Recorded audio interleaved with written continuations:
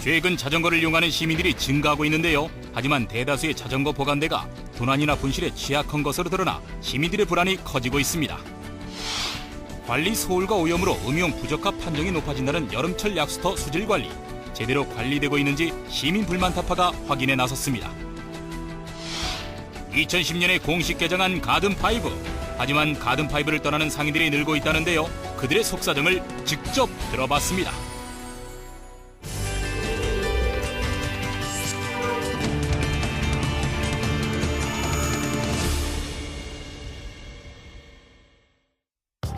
최근 자전거를 이용하는 시민들이 증가하고 있는데요. 하지만 대다수의 자전거 보관대가 도난이나 분실에 취약한 것으로 드러나 시민들의 불안이 커지고 있습니다.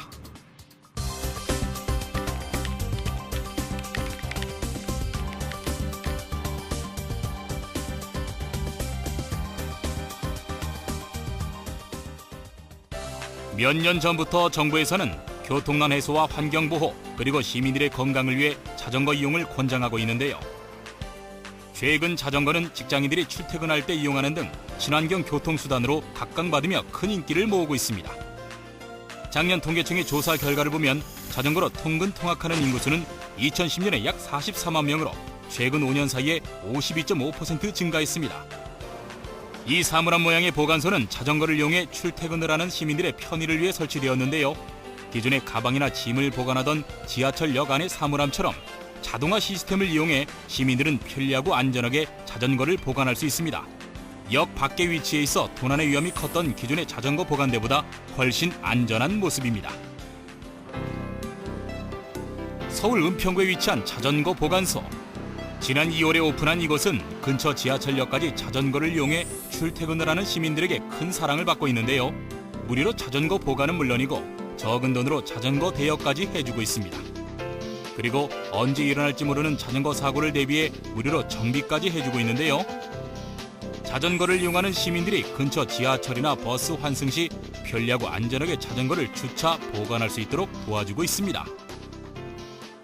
운전사를 노상 방치 안 하고 안전하게 보관할 수 있고, 그다음에 또 1시간에 적은 돈 1,000원으로서 여기 나와서 운동을 할 수 있었다는 점이 좋습니다.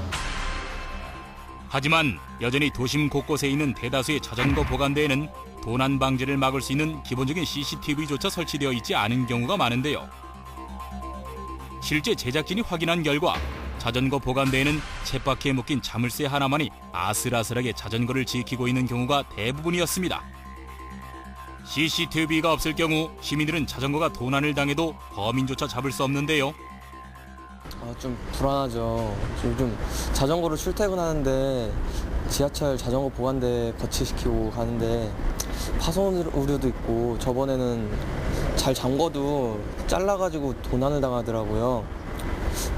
좀 뭔가 확실한 대책이 필요할 것 같아요. 자전거가 도난을 당해도 시민들은 이와 관련해 어떠한 보상도 받을 수가 없는데요. 그저 이용자 스스로가 자전거가 도난을 당하지 않도록 미리 조심하는 방법밖에는 없습니다. 분실 위험을 알리는 경고판 역시 이용자 스스로 조심하라고 말합니다. 이렇게 도난당한 자전거들은 인터넷 중고 카페나 사이트 등을 통해 은밀히 거래되고 있는데요. 실제로 자전거를 도난당한 시민들 중엔 인터넷 중고 카페나 사이트 등에 올라온 자신의 자전거를 발견하고 범인을 잡기도 하는데요. 하지만 대다수의 절도범들이 19세 이하의 청소년들로 제대로 된 처벌조차 받지 않아 더 큰 문제가 되고 있습니다. 시민들은 건강을 위해 마련한 비싼 자전거가 혹시라도 도난을 당할까봐 발을 동동 구를 수밖에 없는데요. 하지만 각 지자체에서는 자전거 보관대 근처에 CCTV조차 제대로 설치해주지 않아 시민들은 자전거 도난 앞에 속수무책으로 당할 수밖에 없습니다. 이렇듯 자전거 이용에 불안을 느낀 시민들은 각 구청 홈페이지에 자전거 보관대에 CCTV를 설치해달라는 내용의 민원글을 올리고 있었는데요. 하지만 각 구청에서는 CCTV 설치되는 비용을 들며 자전거 보관대 하나를 위해서 CCTV를 따로 설치하긴 어렵다는 입장입니다. 자전거 보관대용이 아니고 이제 건물 자체에 CCTV 하는 그 안에 수위실이라든지 이런 게 있을 경우에 설치하는 경우는 있어요. 학교 같은데 저희가 따로 설치를 안 하거든요. CCTV 자체를. 자전거 거치대만 따로 이렇게 한 경우는 없어요, 지금. 자전거 도난 사고, 전문가들은 CCTV 설치만으로도 자전거 도난을 최소화할 수 있다고 말하는데요. 우선은 그 CCTV를 자전거 주차장에 설치해서 도난 방지를 하는 것도 좋은 방법이라고 말할 수 있습니다. CCTV 설치 유효법이 혹시 있는지? 자전거에 관련된 법률이 이제 도로교통법하고 자전거 이용 활성화 법률이 있는데요. CCTV를 설치한다는 그런 기준은 없습니다. 자전거 보관대에 CCTV 설치 기준이 없는 것도 큰 문제인데요. 당분간 시민들은 자전거 보관대 이용에 불안을 느낄 것으로 보입니다. 각 지자체에서는 시민들에게 자전거 이용은 적극 권장하면서 정작 자전거 보관과 도난 방지엔 소홀한 모습들이었는데요. 철저한 관리가 필요해 보입니다.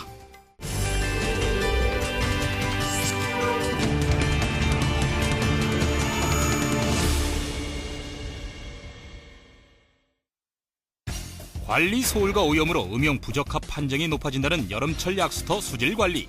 제대로 관리되고 있는지 시민 불만 타파가 확인에 나섰습니다.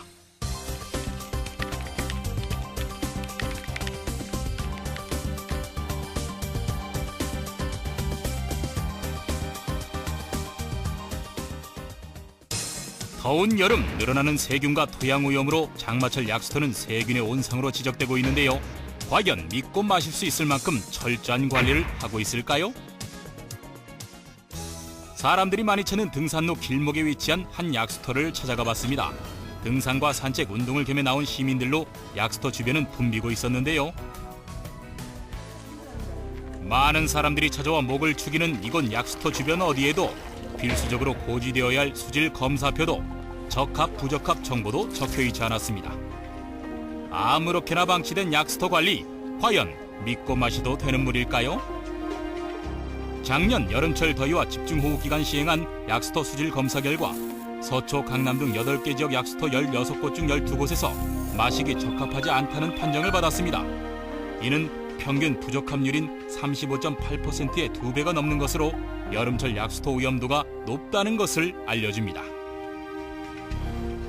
오염물질이 유입되기 쉬운 더운 여름에는 이용객 증가로 인한 쓰레기 배출이 늘어나 약수물이 더욱 오염되기 쉽습니다. 또한 애완, 야생동물의 배설물 등 평상시라면 토양 여과 과정에서 없어질 문제점들이 해결되지 않아 여름철 약수터 수질 검사는 더욱 치밀하게 이루어져야 합니다. 그렇다면 시민들은 약수물을 믿고 마시고 있을까요? 믿으면 안 갔으면 못 먹는 거지. 못 믿어요. 끓여온 물을 먹기 때문에 약수통으로 믿지 못해서 못 먹어요. 첫째적으로 그 믿질 못하니까 물을 못 먹죠. 검사할 그 품질이 나오지 않습니까? 뭐 적합이라든가 불합격이라든가.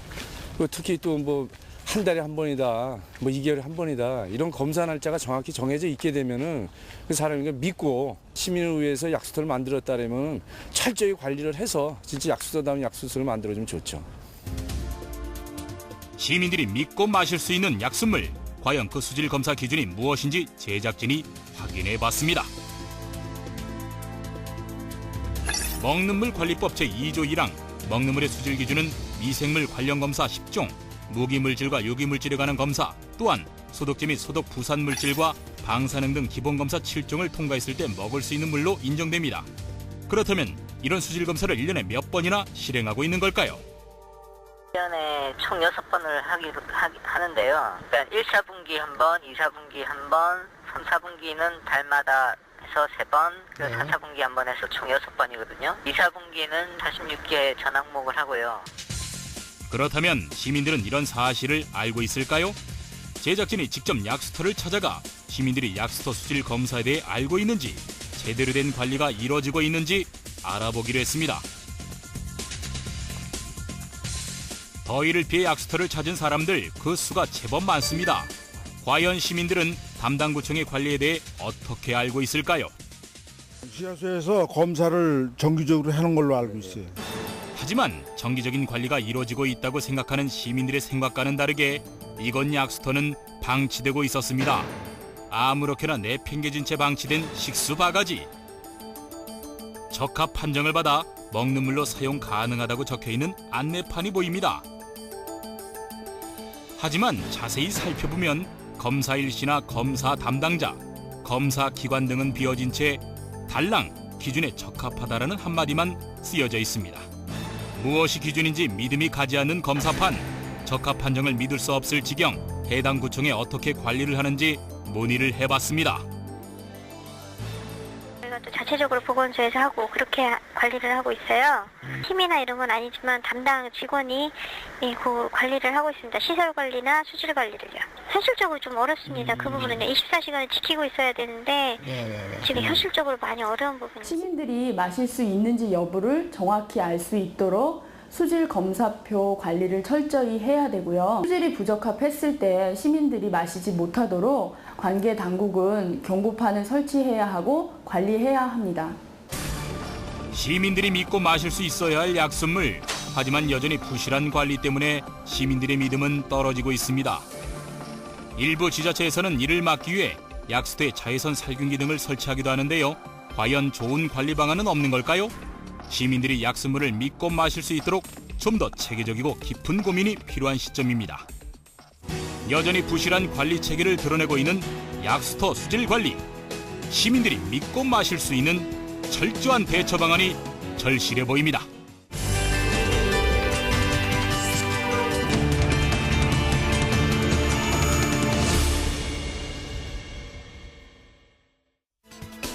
(2010년에) 공식 개장한 가든5. 하지만 찾아오는 손님이 없어 가든5로 이주해온 청계천 상인들은 일상을 짓고 있습니다.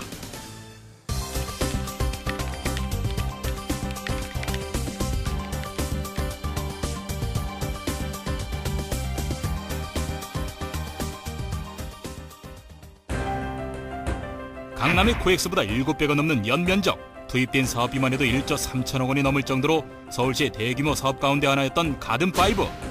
고객의 오감을 만족시켜주는 복합생활 공간을 표방하며 2010년 6월에 개관했는데요.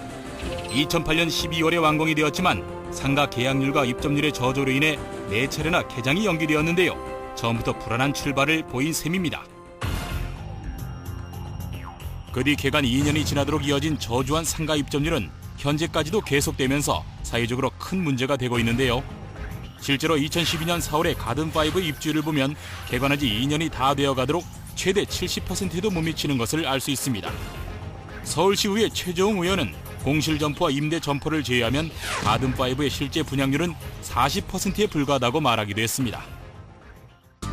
제작진은 직접 가든5의 현 실태를 살펴보기로 했는데요. 먼저 가든5 내에서 청계천 상인들이 이주하기로 약속한 생활용품 매장인 라이프관을 찾았습니다. 에스컬레이터를 타고 올라갈수록 웅장한 겉모습과 달리 썰렁한 내부 모습을 드러냅니다. 서울시의 원래 계획대로라면 청계천 상인들이 장사를 하고 있어야 할 이곳은 공사 중인 건물이 아닐까 의심스러울 정도로 상가 대부분이 텅 비어 있었는데요. 제작진이 상가 한 바퀴를 쭉 둘러보아도 사람 한 명 만나기 어려웠는데요. 썰렁함을 넘어 을씨년스러운 분위기마저 풍깁니다. 제작진은 가든5에서 장사를 하고 있는 청계천 상인들에게 직접 그 이유를 들어보기로 했습니다. 원가 분양한다, 이익을 하나도 안 붙인다 그래가지고 실제로는 6천만 원이니 7천만 원이니 이렇게 됐었는데, 근데 이제 막상 뚝 입주해 보니까 1층 같은 경우는 최고 비싼 데가 6억이 넘어가느니 어쩌니. 어떤 서류적으로나 이런 게 적은 게 없어요. 전혀 없어요.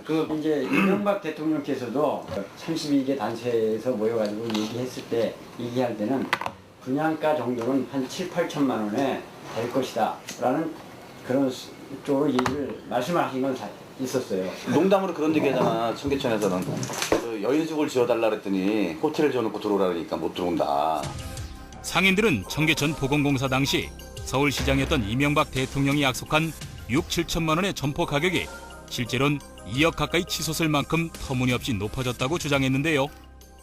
그게 상인분들이 주장하기로는 이명박 시장님이 6천, 7천에 1억 안 되는 금액에 주기로 했다라고 주장을 하는 분들이 있는데요. 저희들이 그렇게 얼마라고 못 박아서 얘기를 한 적은 없었고 서울시에서요. 원가에 주겠다라고 약속을 했대요. 청계천 상인회 대표들하고 협의를 했을 때요. 네. 원가가 한 1억에서 한 2억 사이 정도 되거든요. 그 정도 수준이면은 청계천보다는 사실은 그 점포가 비싼 건 아니거든요. 결국 당초 예상했던 분양가보다 2~3배 높아진 가격 때문에 청계천 상인 대부분은 가든5 입점을 포기할 수밖에 없었다는데요. 그나마 입점한 상인들도 상당한 빚을 지고 들어올 수밖에 없었습니다. 이처럼 텅 빈 상가들이 많아질수록 시민들의 발길도 뜸해지고 있는데요. 이에 가장 큰 피해를 보고 있는 것은 가든5 내 입주해 있는 상인들로 월세와 관리비를 제때 내지 못해 가든5를 떠나고 있었습니다.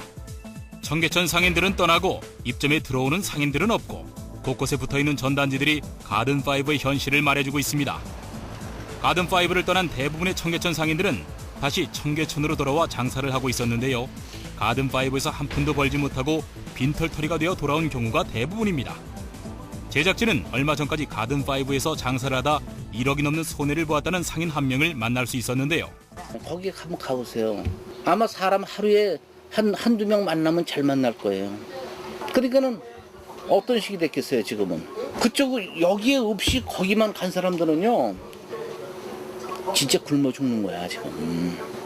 우리는 서울시를 믿고 여기 온 사람들이에요. 그걸 믿고 따라온 사람은 수천 명이란 말이에요.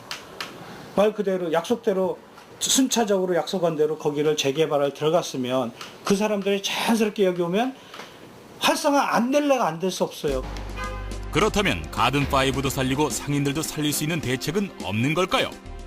물단지 쪽에 인류 시설들 착공을 빨리 하도록 지금 하고 있고요. 그다음에 문화특구 프로젝트라고 해서요. 저희 서울문화재단하고 같이 이제 가든5 활성화가 되도록 문화특구 사업 계속 하고 있고요. 그 부분에 대해서는 임대를 다시 분양했던 걸 다시 걷어들여가지고 타서 다시 재활성화시켜서 전체적으로 관리에 가능한 사실 그런 극단적인 방법 빼고는 어떻게 살릴 수 있는 방법이 단기적으로는 저는 없다라고 봐요.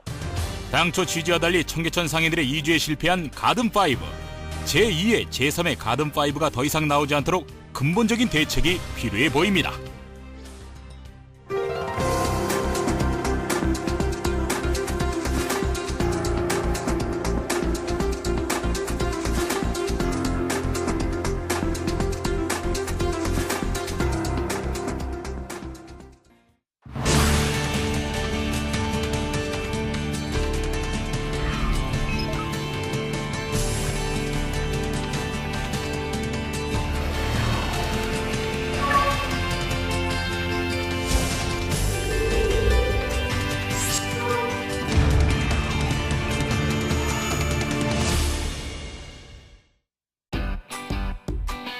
Next.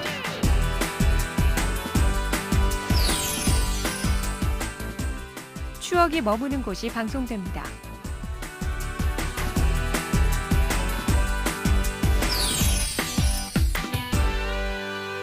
TBS.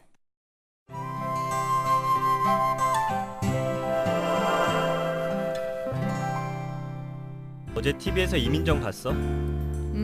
얼굴이 얼마나 조그만한지 CD로도 가려지겠더라.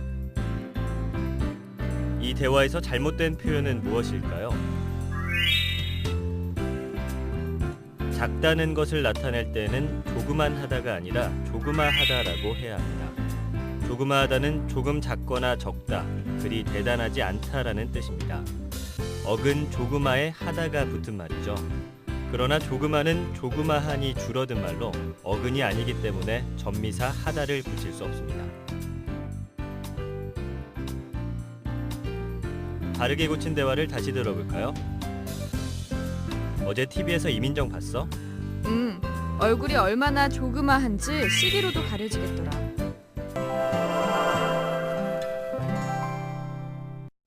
나는 대한민국을 사랑합니다. 1년에 하루만.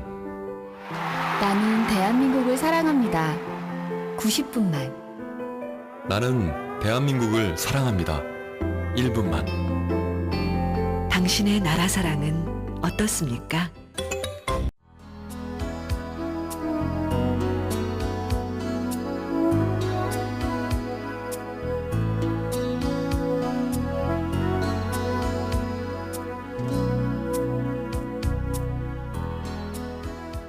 TBS.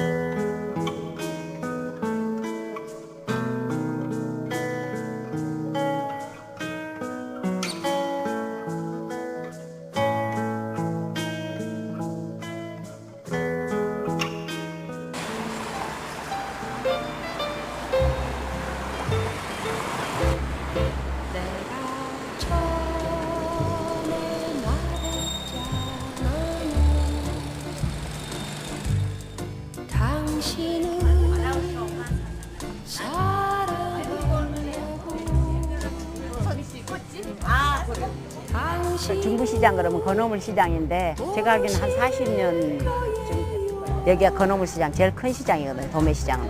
얼마나 내가 당신을 사랑하는 줄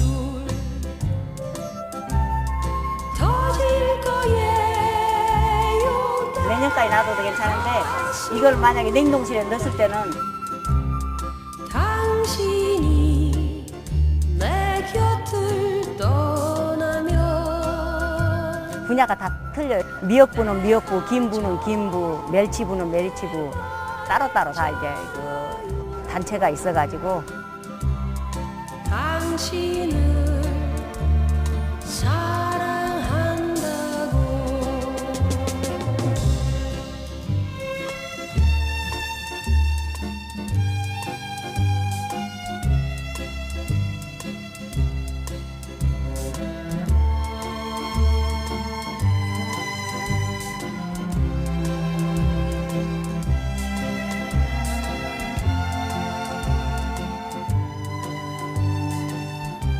내가 서울서 나하고 서울서 살았으니까 어려서도 중부시장 가야 이 건어물을 살 수 있다는 게 그게 인식이 돼 있죠.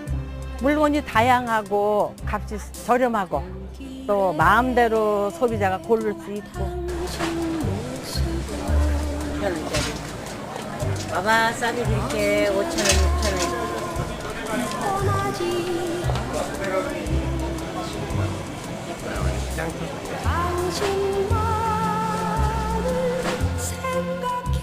웬만한 사람한테는 고기를 잘 못 먹거든. 그러면 이거는 그때보다 조금 저렴하고 싸고 하니까 이것이 대중적으로 많이 먹는 것 같아.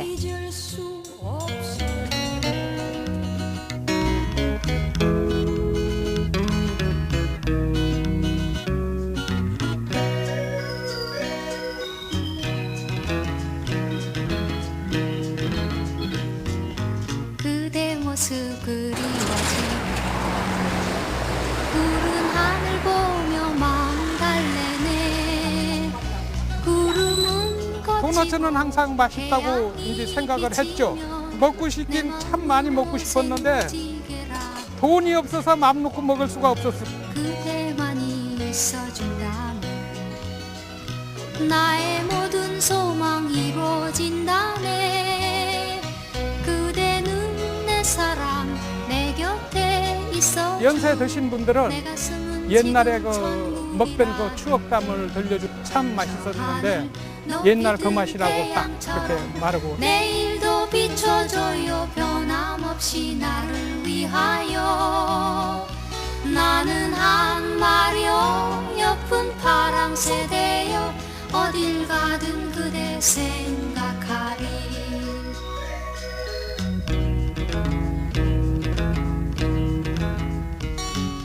나의 마음 바람에 실어 그대 있는 곳에 전해줘야지 바람아 불어라 자기 엄마 아빠를 졸라서 일요일이면 여기까지 이걸 사 먹으러 온다고 그러는데 세계에서 최고 맛있는 도넛이라고 그럽니다. 네.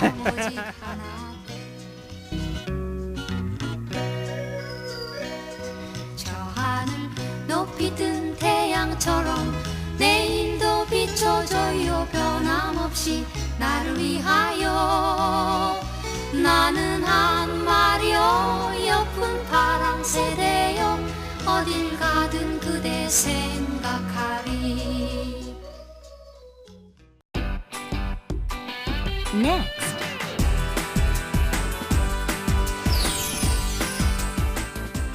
전통문화의 향기가 방송됩니다.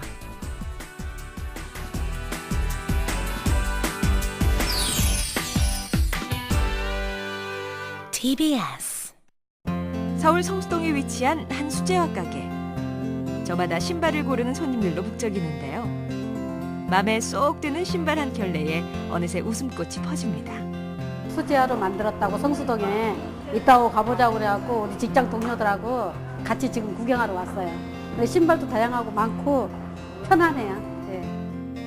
딱 신으니까 그 착용감이 이게 신발이 좀 나한테 맞는 신발이구나. 내가 생각하는 제품 디자인하고 너무나 매치가 되네 이게요.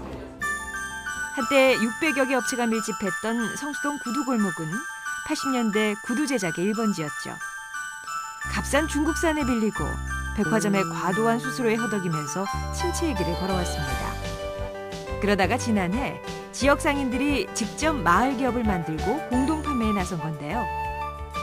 직거래로 유통마진을 줄이다 보니까 어느새 고급 수제화를 싸게 살 수 있다는 입소문이 퍼지면서 지역 명물로 자리 잡았습니다.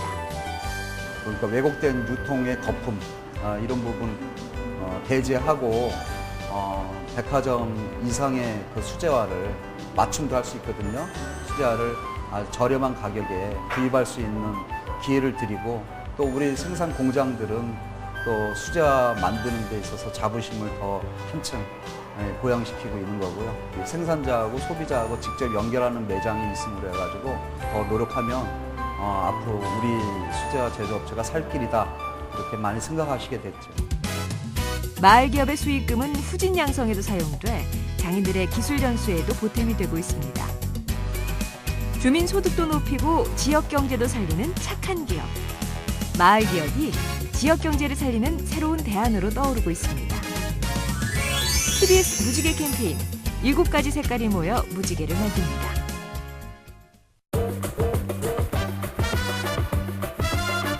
Today.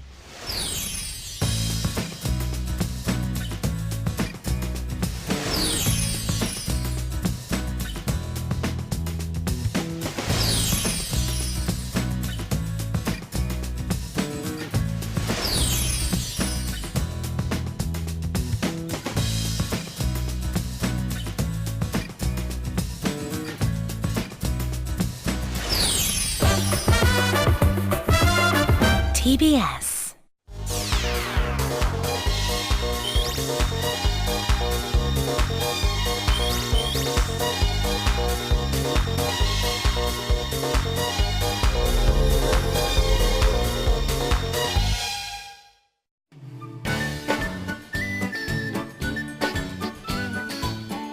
경기도 과천에 위치한 서울동물원.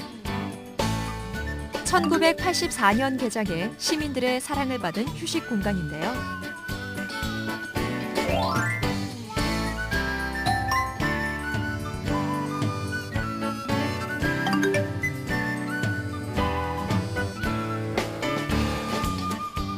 그렇다면 동물원 식구 가운데 가장 오래된 터줏대감은 누구일까요?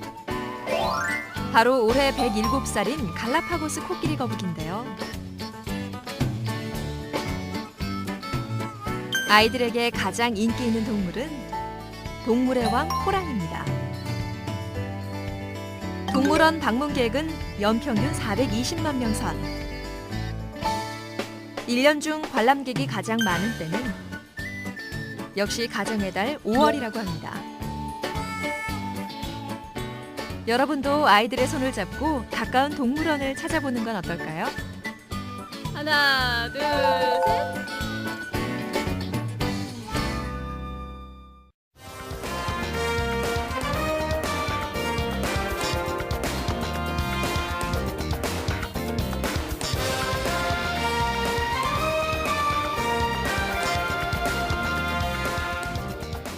TBS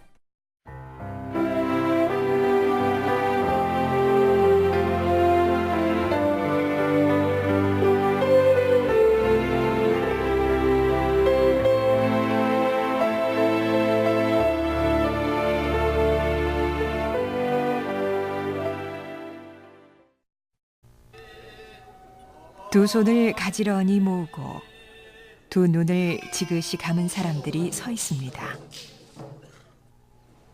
한편에선 엄숙한 자세로 악기를 연주하고 또 한편에선 예사롭지 않은 복식을 갖춰 입은 이들이 조심스럽게 발걸음을 옮깁니다. 오늘은 공자의 탄신일. 2500년 전 그가 세웠던 숭고한 뜻과 함께 그를 따랐던 수많은 성현들의 넋을 기리는 성대한 의식을 거행하고 있습니다. 조선 왕조 500년을 지탱해온 힘 유교. 수많은 유생들이 그 가르침을 받들어 공부했던 곳은 바로 성균관. 그들이 몸과 마음으로 체득했던 유교의 진리는 우리를 있게 한 지혜였습니다.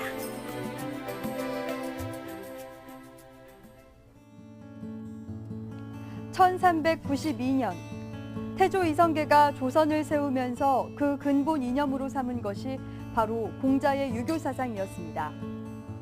이것은 500년 조선 왕조가 이어져 오는 동안 문학, 음악, 미술, 건축 등 모든 분야의 근간을 이루게 됐는데요. 특히 유교에서는 교육이 차지했던 비중과 역할이 컸던 만큼 교육제도 또한 크게 발달하게 됐습니다. 이러한 교육이 이루어졌던 장소가 바로 조선의 국립대학 성균관. 성균관은 조선 왕조 전 시대를 걸쳐 유교 교육의 구심점 역할을 담당한 최고의 교육기관이었습니다. 명륜동에 자리한 성균관 대학교 안에 조선의 역사를 고스란히 담고 있는 옛 교육기관이 있습니다. 당시엔 숭교방이라 불렸던 이곳에서 조선 팔도에 내로라 하는 수재들이 모여 훌륭한 인재로 키워졌던 교육기관이 바로 성균관. 이곳은 유학을 보급하고 유교적 소양을 갖춘 관리를 양성하고자 설립한 조선의 국립대학으로 고구려의 태학, 고려의 국자감과 더불어 그 맥을 이은 곳입니다. 유교를 국가의 근본 이념으로 삼고 이로써 사회 규범을 정했던 조선. 그 가운데 우뚝 솟아있는 성균관에서 공부하던 학생들의 생활은 특별히 엄격하고 질서 있게 이루어졌습니다. 유생들이 강의를 들으며 공부를 하던 곳이 바로 명륜당. 명륜당은 지방의 향교에도 있는 것으로 성균관의 교육시설 중 가장 중심에 위치한 건물입니다. 그 내부 천장을 가득 채우고 있는 목판엔 유생들이 배움을 게을리하지 않도록 격려하는 마음이 담겨 있습니다. 조선시대 최고의 유학자였던 이황, 이이, 조광조, 정약용 등을 비롯해 조선 후기까지도 수많은 학자와 정치인을 배출한 성균관의 명륜당. 이곳은 유교에 입각한 조선의 근간을 확고히 다져주는 교육의 장이었습니다. 이처럼 쉼없이 학문을 탐구하던 유생들이 머물던 곳은 바로 명륜당 양쪽에 위치한 동제와 서제로 오늘날의 기숙사였습니다. 하지만 국립대학이었던 만큼 당시 학생들은 등록금은 물론 학용품과 생활용품, 심지어 용돈과 노비까지 지급받기도 했기 때문에 그만큼 입학은 쉬운 일이 아니었습니다. 과거에 합격한 유생들과 소정의 선발 시험을 통과한 유생들을 더해 성균관 입학이 허락된 정원은 모두 200명. 전원 기숙사 생활이 의무였던 이들의 일과는 매일 새벽에 일어나 유교 경전을 읽는 것에서부터 시작됐습니다. 북쪽에는 강당인 명륜당이 있고 그 동서쪽으로 기숙사인 동제와 서제가 있는 높은 담장 너머에 웅장한 위용을 드러내는 또 하나의 공간이 있습니다. 탁 트여 있는 명륜당 앞들과는 달리 엄중하게 둘러싸여 고고한 자태를 갖추고 있는 이 건물.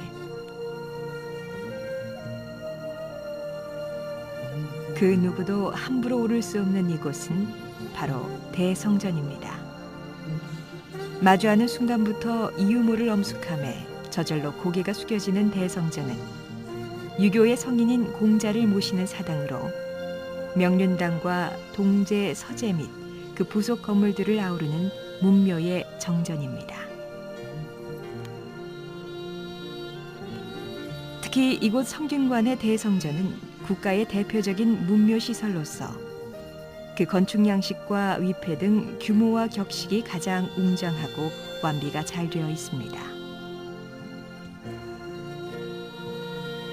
이러한 대성전 월대 양쪽에 나란히 서 있는 오래된 향나무 두 그루는 아주 특별한 이야기를 품고 있습니다. 각각 3개와 5개의 가지로 갈라졌다 하여 삼각목과 오륜목으로 불려지는 이 나무들은 당시 조선 사회에서 무엇보다 강조됐던 삼강오륜의 덕목이 깃들어져 있는 듯합니다. 성균관 유생들의 건의에 따라 시대별로 모셔진 위패가 변하기도 했던 대성전. 이곳에는 공자를 비롯한 5명의 성인과 공자의 제자들 중 뛰어난 능력을 보여준 10명의 제자, 그리고 중국 송나라의 대표적인 성리학자 6명 등 21위의 위패가 모셔져 있습니다. 또한 일제강점기 이전 대성전 양쪽 동무와 서무에 모셔져 있던 우리나라 18연의 위패가 대성전으로 옮겨지면서 현재 이곳에는 모두 39위의 위패가 봉안되어 있습니다.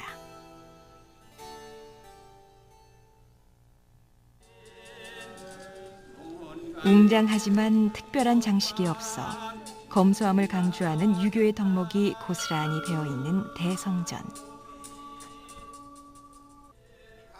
오늘날 이곳에선 전국 234개의 향교와 함께 아주 엄숙하고 경건한 제전이 펼쳐지고 있습니다.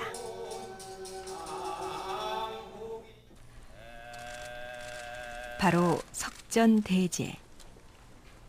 이는 공자를 비롯한 39명의 성현들을 추모하고 그 위대한 덕을 기리며 성대한 제사를 지내는 의식으로 정성스레 빚은 술을 받들어 올린다는 의미를 갖고 있습니다. 조선시대 당시 석전은 성현들이 세운 사상을 단순한 이론으로만 배우는 게 아니라 이를 숙모하고 스승을 높이며 유교적인 진리를 깨닫고자 거행하는 국가 차원의 의례였습니다. 음악이 연주되고 춤이 곁들여지는 종합 예술적 성격을 띠고 있는 석전대제. 이를 통해 선조들은 충효의 마음을 다짐했습니다. 1년에 2번, 봄과 가을에 거행되는 석전은 각각 공자의 기일과 탄신일에 맞춰 그 장중한 모습을 드러내고 있습니다. 이는 오늘날 전 세계적으로도 유일하게 원형이 잘 보존되어 있어 문화재적 가치 또한 높이 평가되고 있습니다.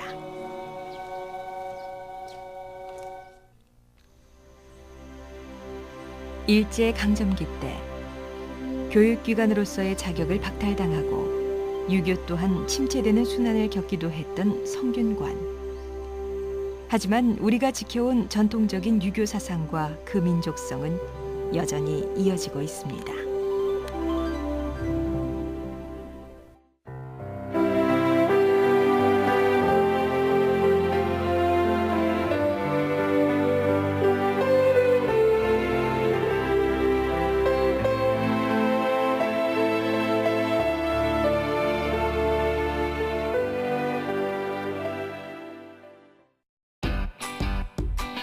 Next.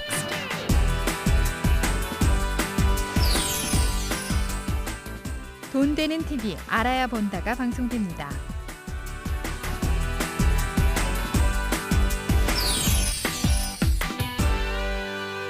TBS. 희망 광고 안 들어봤는데 어떤 광고죠? 그게? 글쎄 그게 뭐예요? 광고를 만들어준다고? 방송국이 공짜로 해줘요 그런 거요? 돈도 안 내고? 어떻게 하는데요? 저도 할 수 있는 거예요? 가격 대안은 따로 없나요? 정아, 중소기업이나 명태상인 개인이나 단체 같은 그리고 사회적 기업 우리 같은 사람들도 CF 만들어준다고 하네. 그래? 응. 그럼 우리도 한번 해볼까? 우리 당연히 해야지. 7월 15일. 7월 15일. 7월 15일. 7월 15일까지 여러분의 사연을 보내주세요.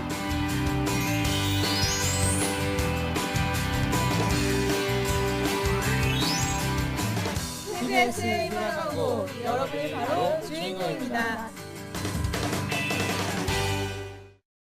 서울 성수동에 위치한 한 수제화 가게. 저마다 신발을 고르는 손님들로 북적이는데요. 맘에 쏙 드는 신발 한 켤레에 어느새 웃음꽃이 퍼집니다. 수제화로 만들었다고 성수동에 이따고 가보자고 그래갖고 우리 직장 동료들하고 같이 지금 구경하러 왔어요. 신발도 다양하고 많고 편하네요. 네. 딱 신으니까 그 착용감이, 아, 이게 신발이 좀 나한테 맞는 신발이구나. 내가 생각하는 제품 디자인하고 너무나 매치가 되네, 이게요. 한때 600여 개 업체가 밀집했던 성수동 구두골목은 80년대 구두 제작의 1번지였죠. 값싼 중국산을 빌리고 백화점의 과도한 수수료에 허덕이면서 침체의 길을 걸어왔습니다. 그러다가 지난해 지역 상인들이 직접 마을 기업을 만들고 공동 판매에 나선 건데요. 직거래로 유통 마진을 줄이다 보니까 어느새 고급 수제화를 싸게 살 수 있다는 입소문이 퍼지면서 지역 명물로 자리 잡았습니다. 그러니까 왜곡된 유통의 거품, 이런 부분 배제하고 백화점 이상의 그 수제화를 맞춤도 할 수 있거든요. 수제화를 아주 저렴한 가격에 구입할 수 있는 기회를 드리고, 또 우리 생산 공장들은 또 수제화 만드는 데 있어서 자부심을 더 한층 보양시키고 있는 거고요. 생산자하고 소비자하고 직접 연결하는 매장이 있음으로 해가지고 더 노력하면 앞으로 우리 수제화 제조업체가 살 길이다, 이렇게 많이 생각하시게 됐죠. 마을 기업의 수익금은 후진 양성에도 사용돼 장인들의 기술 전수에도 보탬이 되고 있습니다. 주민 소득도 높이고 지역 경제도 살리는 착한 기업. 마을 기업이 지역 경제를 살리는 새로운 대안으로 떠오르고 있습니다. TBS 무지개 캠페인 7가지 색깔이 모여 무지개를 만듭니다. 아침 햇살 어떻게 오늘은 뭐가 나올까? 침착해야 돼. 역시 와우.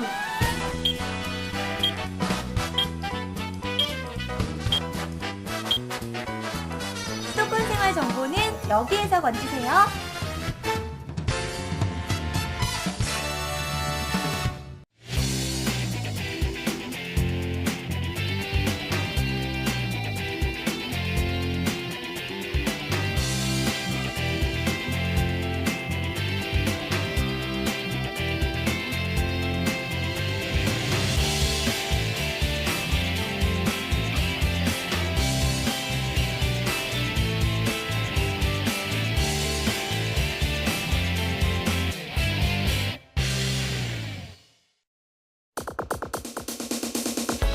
TBS 수도권 투데이입니다.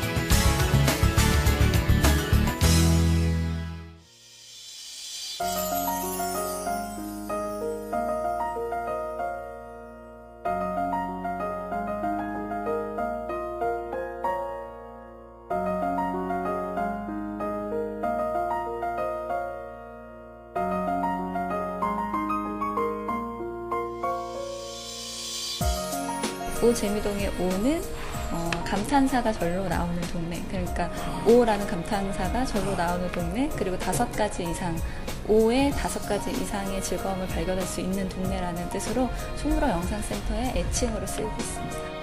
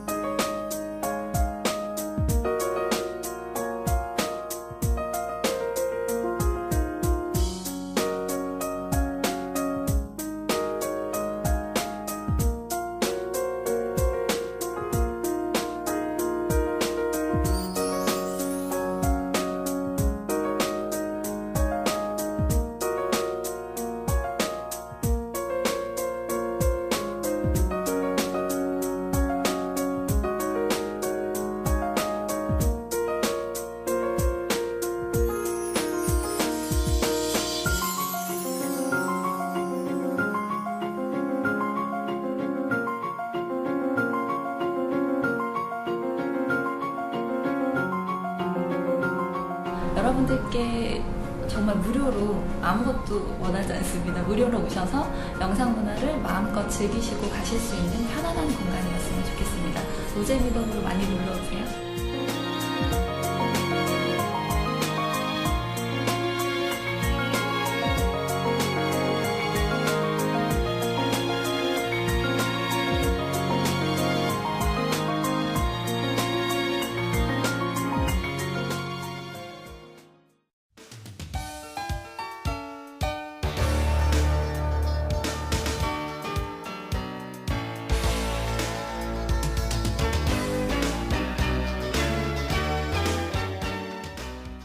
TBS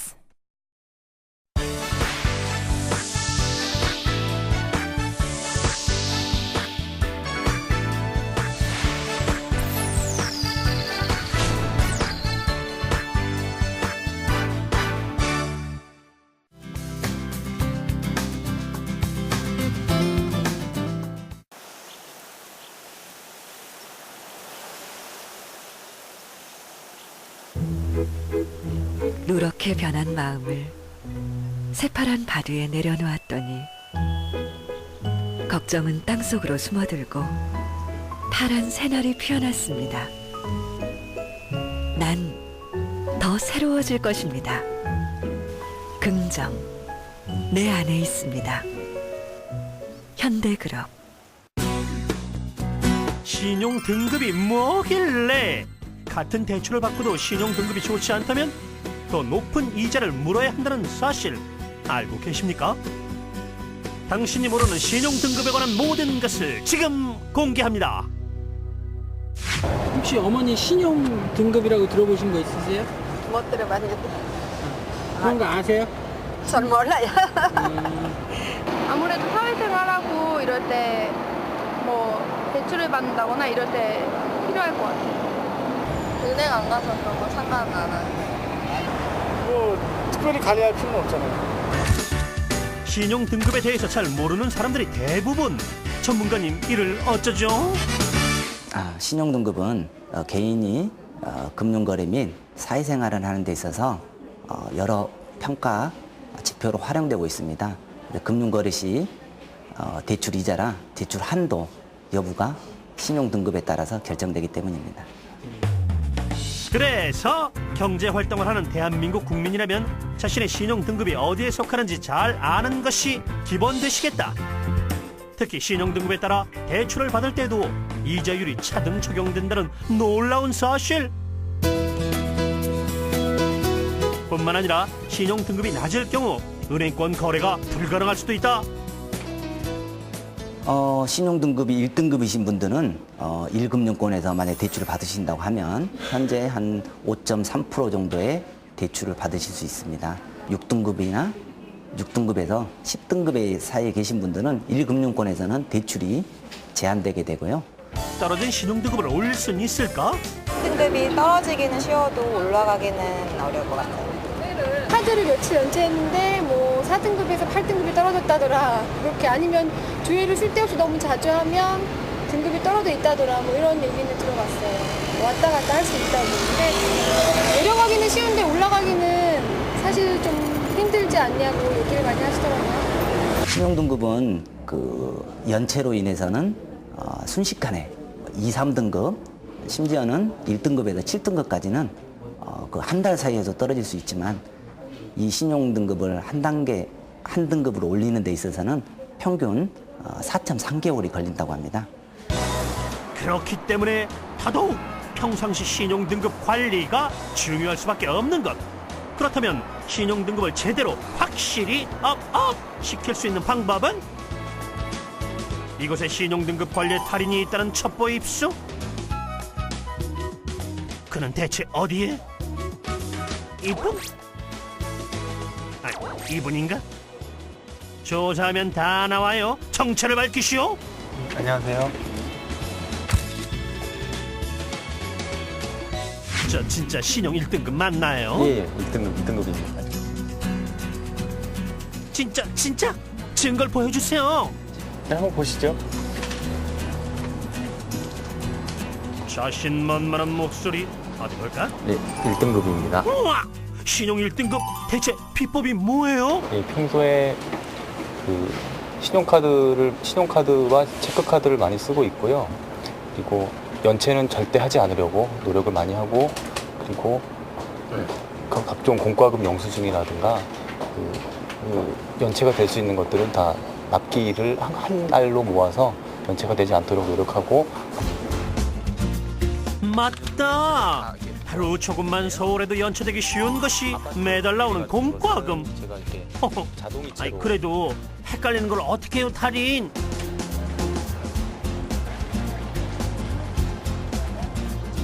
아이, 비법이 고작 달력. 매달 각종 공과금의 이체를 꼼꼼히 적어놓고 카드 자동이체를 수시로 확인하는 습관이 중요. 자동이체되는 것은 좀 여러 가지가 있을 수 있기 때문에 그 보험료라든가 아니면 기타 신용카드로 결제할 수 있는 것들은 다 신용카드로 결제해서, 어차피 신용카드는 결제를 내가 마음대로 정할 수 있기 때문에. 그렇다고 무분별한 카드 발급은 안 돼요, 안 돼? 그렇다면 우리의 달인은 과연 카드를 몇 장이나 갖고 있을까? 총 이렇게 3장의 카드를 쓰고 있는데요. 카드 개수가 처음에 보니까 너무 많아가지고 카드 개수는 꼭 쓰는 카드로 다 줄였고요. 많은 영향을 미치고 있습니다. 카드 발급은 개인의 그 신용 한도를 카드 발급 개수가 많아지면 그만큼의 자기의 그 신용 부분이 줄어들게 됩니다. 근데 신용카드를 10개를 가지고 있다고 하면 이 사람의 신용은 10개 카드의 한도의 금액을 이미 쓰고 있다고 가정을 하는 겁니다. 그래서 신용카드가 많을수록 신용등급이 안 좋아지게 되고요. 무엇보다 정부가 인증한 세이망 네트워크를 통해 철저하고 꾸준하게 신용정보를 관리하는 것이 최고 비법. 교회하는데 신용등급에 전혀 영향을 미치지 않고 그 신용을 자기가 어떻게 대출 정보, 카드 정보, 연체 정보, 보증 정보까지 다 볼 수 있더라고요. 그래서 거기 들어가서 아, 내가 이렇게 쓰고 있구나 하는 걸 하다 보니까 등급이 좀 많이 올라간 것 같습니다. 신뢰할 수 없는 신용정보 사이트는 절대 불가. 정부 인증 사이트만 오케이. 세이망 네트워크는요, 그 최초에 만든 근본적인 취지가 그 금융 소외자분들이 그 자기가 자활하고자 하는데도 쉽게 정보 접근이 어렵기 때문에 그런 자활 정보를 집중적으로 조회할 수 있고 검색할 수 있는 사이트를 만들고자 구현한 그런 사이트입니다. 그 자기가 자기의 정보를 조회하거나 검색하는 것은 영향을 미치지 않는 원칙입니다. 세이망 네트워크라면 신용조회 기록이 남을까 걱정하지 않아도 되는 것이다. 인터넷을 통해 세이망 네트워크에 접속, 회원 가입만 하면 남녀노소 누구든지 이용 가능. 공인인증서를 등록한 후 클릭 몇 번이면 짜잔! 손쉽게 자신의 신용등급을 확인할 수 있다. 뿐만 아니라 자신이 발급받은 카드 개수는 물론 연체 정보까지 한 자리에서 확인 가능. 연체 정보, 연체 깨끗합니다. 이보다 더 콕 집어서 알려줄 수는 없다. 당신의 신용등급을 올리는 확실한 방법. 위풍당당 신용 1등급으로 모두가 어깨 펴고 사는 그날까지 으라차차! 신용관리는 개인이 금융거래를 하는 일생 동안에 영향을 미치게 됩니다. 그리고 계속해서 그 신용등급은 개인을 따라다니게 되는 거죠. 그래서 신용관리를 했을 때 신용등급이 올라가게 되고 일반 경제생활에 있어서도 많은 혜택을 보게 되는 거죠. 피가 되고 살이 되는 신용등급도 알아야 본다.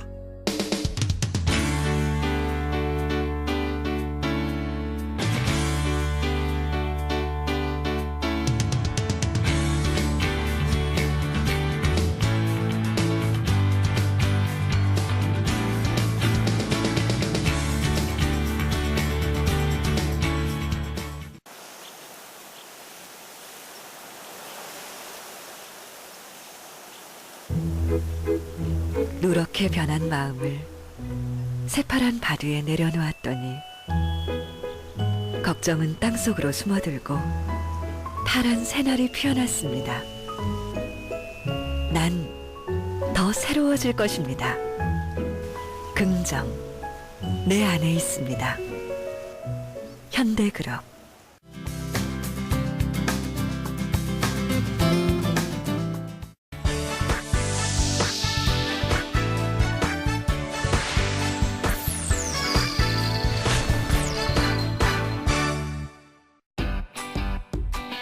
Next.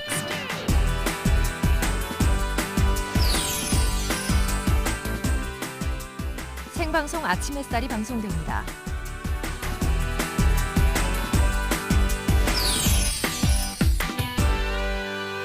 TBS. 시민의 방송 TBS TV를 즐기는 다양한 방법을 소개합니다. 케이블 TV나 IPTV를 켜면 TBS TV를 쉽게 만날 수 있는데요.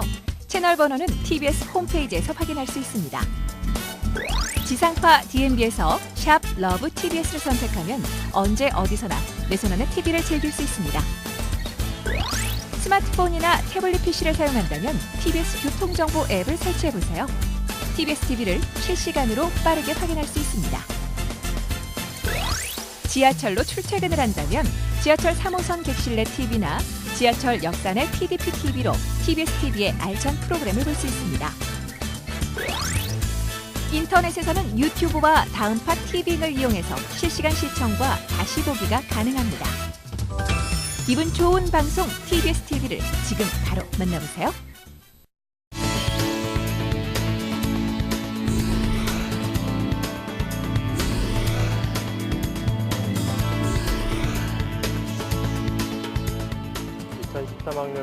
입사관의 모든 것 상담받고 대학 가자에서 꼼꼼하게 확실하게 알려드리겠습니다.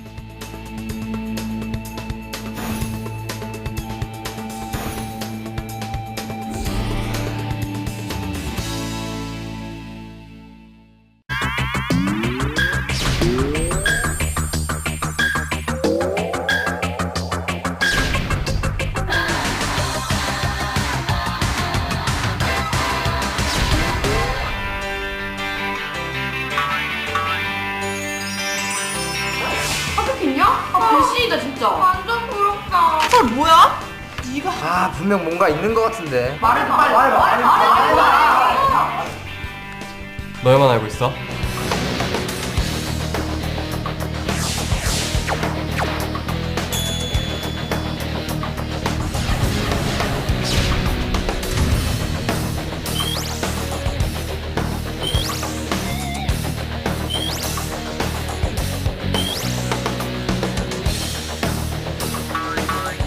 기적의 TV 상담받고 대학 가자. 뿌잉뿌잉.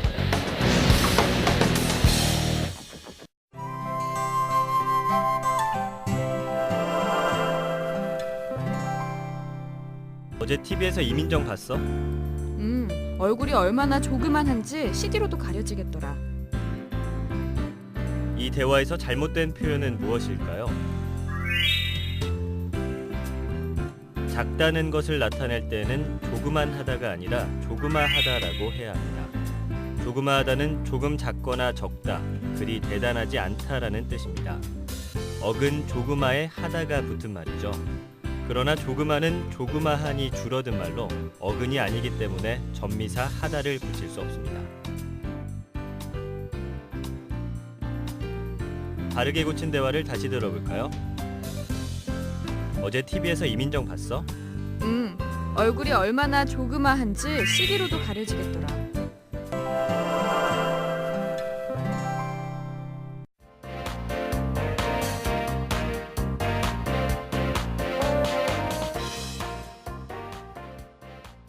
TBS